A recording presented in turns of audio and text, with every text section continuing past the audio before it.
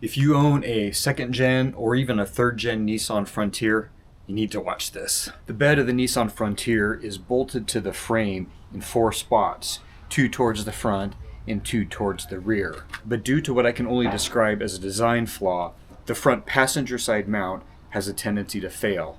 There is just one layer of very thin metal that a bolt goes through, whereas every other mount on the bed is a much more solid construction. With stress over time, that mounting point can crack. Once I was alerted to this problem and took a look, I discovered that I had no metal at all connecting the bed of the truck to the frame in this corner. I was running on 3 mounting points for I don't know how long. My understanding is that this afflicts all second gen and third gen Nissan Frontiers. Now, Alldogs Offroad has been working on developing a reinforcing brace that you can basically weld into that spot. They sent me a prototype version of it, and I'm going to share what I went through putting it on my truck. Now, I am a self-taught welder, and I'm just using a flux core welder. It's not ideal, and there are a number of sort of welding challenges involved with doing this. Now, this is not a how-to video. I'm in no way qualified to tell you how to do something. I'm just going to show you what I went through putting this together. Removing my old bolt was impossible because there's no hex nut to put a wrench onto. So apparently the reason that there is not a sort of hex nut sort of thing that you can get a wrench onto here is that this whole thing originally was just like a weld nut. It was part of this piece of metal. So this bolt just went into this entire thing. So with this metal gone, there's just nothing to get a grip on here. And everything that I have tried in terms of putting a wrench on here, trying to wedge stuff in between there.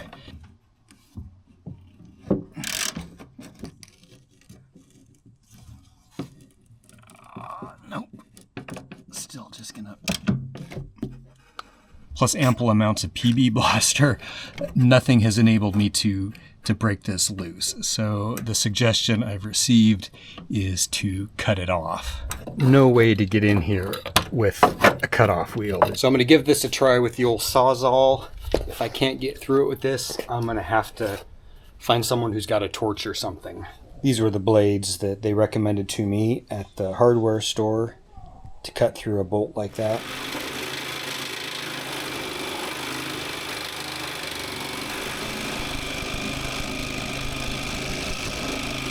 Okay, that did work. I'll admit I'm a little out of my usual comfort zone here on this project. I've never cut through a bolt with a Sawzall. So, first time for everything. That actually worked quite well. So this is the solution that Alldogs Offroad came up with. It is a piece of metal they formed to fit right in there. And then you weld as much as you can to secure this all together. This is the bed of the truck. This is also essentially part of the bed of the truck. We've got a couple of holes there so you can weld through, and I will need to drill a hole for that bolt once I've determined exactly where that's going to be. But I need to get this all cleaned up, and I need to clear off any coatings off the metal. So we're down to bare metal every place that welding is going to happen. So with the dirt and stuff all cleaned out of there,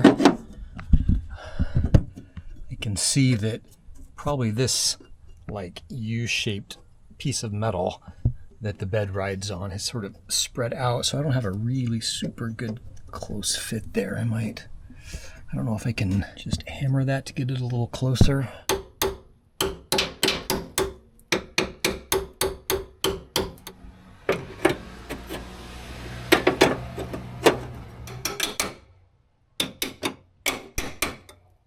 Yeah, that did the trick pretty nicely. Now I've got this nice and snug, and hopefully can get enough weld into enough places here. And I'm going to mark the areas where I'm going to try and get weld in, so I know where I need to grind away the paint.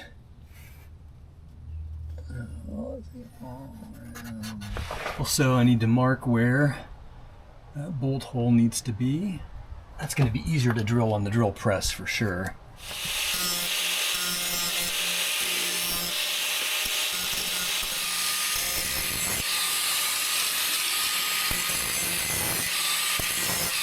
It's much easier to get in here with the angle grinder if you just take the handle off.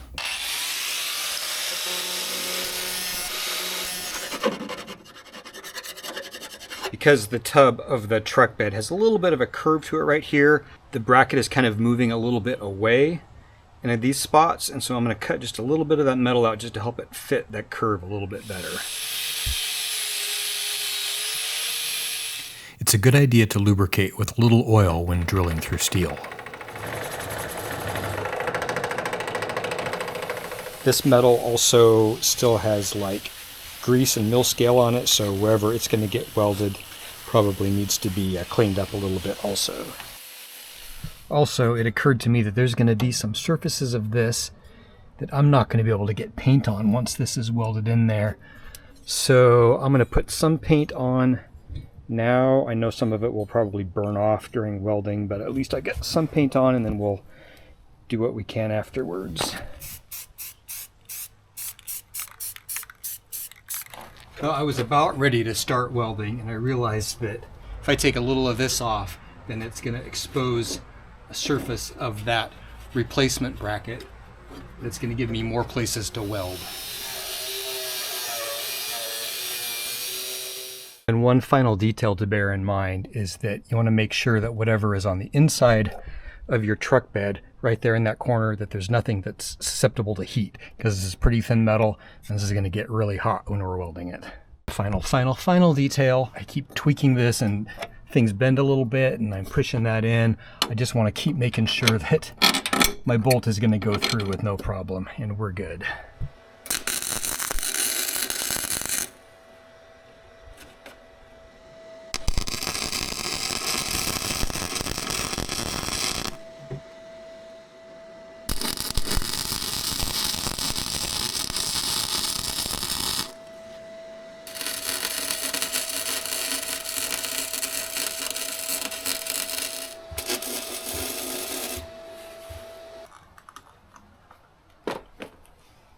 Okay, well, it is not pretty, but it's on there. It's very awkward to get up in there and manipulate the welding gun into the right position to, get the proper angle, and, you're supposed to pull with this kind of welding. And, there's just some things you just couldn't do everything properly. And the flux core is finicky to begin with. I'm trying to get paint onto all the welds and any bare metal. So here is the original bolt that I cut out. That was the underside, that was the top. There was a rubber sort of bushing there, and one that I guess was between somewhere in there.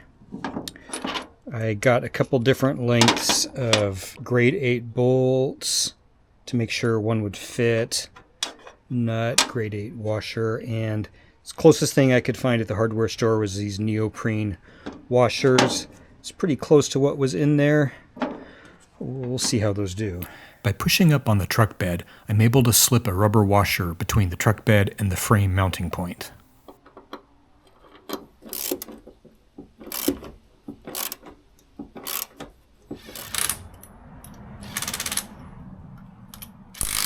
So this is not a thing of beauty, but here is my finished product. We'll see how this holds up, but I may have to get someone to assist me with some additional welding. I was able to weld along here and along there, down along here, and where the bracket met up along there, as well as underneath. With my welding equipment, I could not successfully cover this gap. I actually added a little piece of 1/8 inch angle metal right here, which is welded on there and there, just to have more sort of welding contact. Because the bed of the truck, this metal is so thin, I managed to make a couple of holes there and there. I'm gonna have to figure out a way to patch those. From what I could tell from my previous assembly that was, falling apart, so I didn't have any of the actual metal here, there was a layer of rubber here and there was a layer of rubber on the top. I remembered that wrong. That second rubber washer should be on the bottom, between the bolt head and the frame. Now these neoprene washers that I found, this one worked pretty well. It's maybe a little bit thinner than what was there originally. This side of the bracket previously came down and came out across there. There was no way I could weld in from the backside there, so I actually cut this further so that I could have a little more surface to weld right there. And again, yeah, I know these are not beautiful welds. It's what I could do in the cramped space with my flux core welder. You can see on my Frontier that this half of the bracket goes up this tall, but this half of the bracket is actually shorter. So the weld holes that they put in here. What's up, Charlie? Oh, God. Excuse me. Excuse me. Excuse me, Charlie.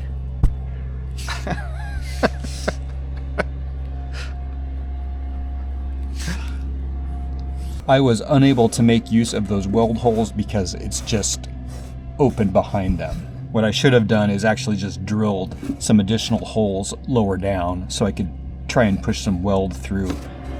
So I would say if you're a better welder than me and have equipment that's as good or better than mine, you can probably tackle this yourself. If not, you may want to get some assistance from someone who is a skilled welder. I would say once you get this bracing bracket, assess how it's working and fitting into your specific situation and see if there's any places that you maybe need to make a few minor modifications like I did, both to the bracket itself and possibly even to the metal that's under here to make sure you can get as much weld on there as possible. Now this brace is a brand new product that's actually not even listed on Alldogs Offroad website yet. Are you coming up? But they plan to have that available for sale on the website soon. If you have any questions about the bracket or what I've done here, post them in the comments below. I may not have the answers, but I can try to get the answers for you. Thanks for watching.